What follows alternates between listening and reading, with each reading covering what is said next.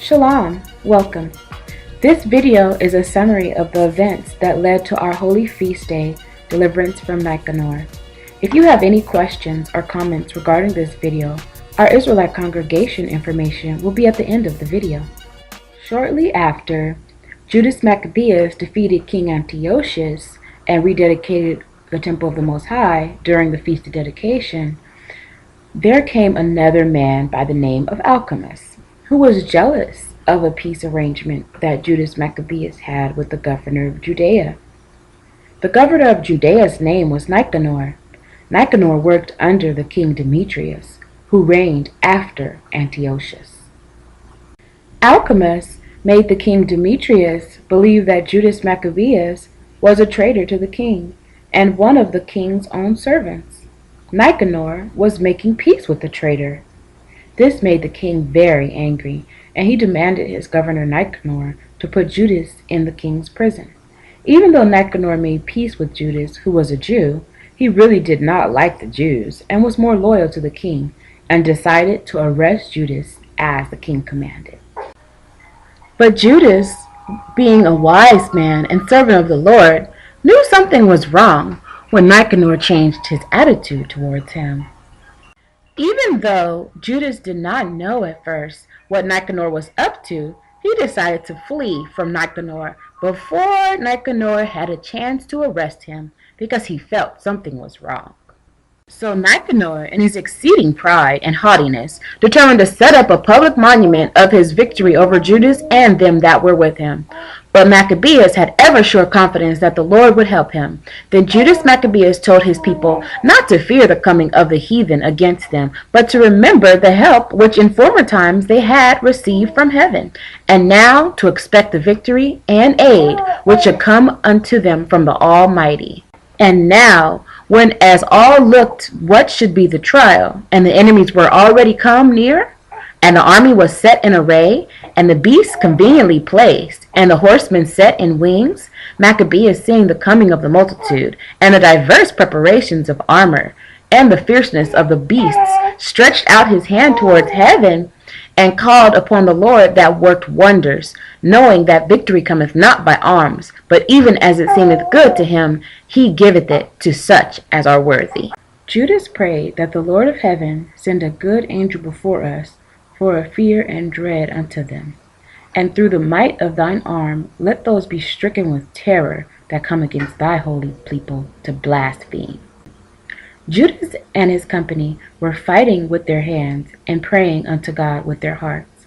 And they slew no less than 35,000 men, for through the appearance of the Most High God they were greatly cheered. Now when the battle was done, returning again with joy, they knew that Nicanor lay dead in his harness, and Judas, who was ever the chief defender of the citizens both in body and mind, and who continued his love toward his countrymen all his life, commanded to strike off Nicanor's head and his hand with his shoulders, and bring them to Jerusalem. Judas showed the priest Nicanor's head and the hand of the blasphemer. So every man praised toward heaven the glorious Lord, saying, Blessed be he that hath kept his own place undefiled. And they ordained all with a common decree, in no case to let that day pass without solemnity, but to celebrate the 13th day of the 12th month, which in the Syrian tongue is called Adar, the day before Mordecai's day, that is, Purim. And from that time forth the Hebrews had the city in their power. And if you would like to read about this feast of the deliverance from Nicanor, it can be found in the Apocrypha, 2 Maccabees, chapter 14 and 15. Now it's time for a little quiz. So get out a piece of paper and number your paper from 1 to 10. This quiz is true or false answers only. Number 1. Judas prayed to the Lord right before the battle because he knew that the Most High gives victory to those who are worthy. True or false? Judas prayed to the Lord right before the battle because he knew that the Most High gives victory to those who are worthy. Number 2. True or false? You can read about the deliverance from Nicanor in the book of 2 Maccabees chapter 14 and chapter 15 in the Apocrypha. True or false? You can read about the deliverance from Nicanor in the book of 2 Maccabees chapter 14 and 15 in the Apocrypha. True or false? Number 3. The celebration of the deliverance from Nicanor is on the 13th day of the 12th month Adar. True or false? The celebration of the deliverance from Nicanor is on the 13th day of the 12th month Adar. True or false? Number 4. Purim is a week after Nicanor. True or false? Purim is a week after Nicanor. True or false? Number 5.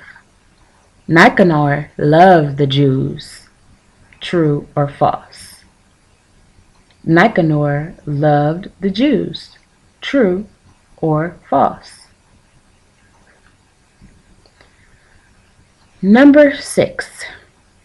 Judas and his company were fighting with their hands while praying to the Most High God in their hearts. True or false? Judas and his company were fighting with their hands while praying to the Most High God in their hearts. True or false? Number 7. Judas cried over Nicanor's dead body. True or false? Judas cried over Nicanor's dead body. True or false? Number 8. Alchemists loved Judas. True or false? Alchemists loved Judas.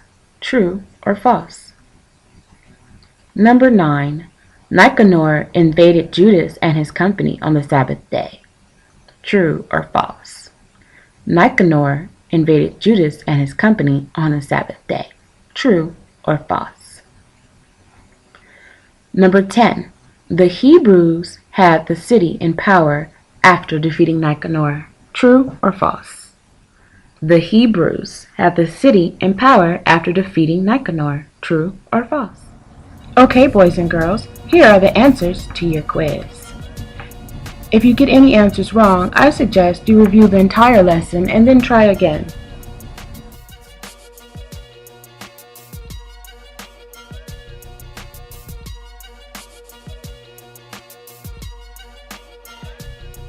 Together a calendar of those feast dates, and you can find it on our website at www.truenation.org.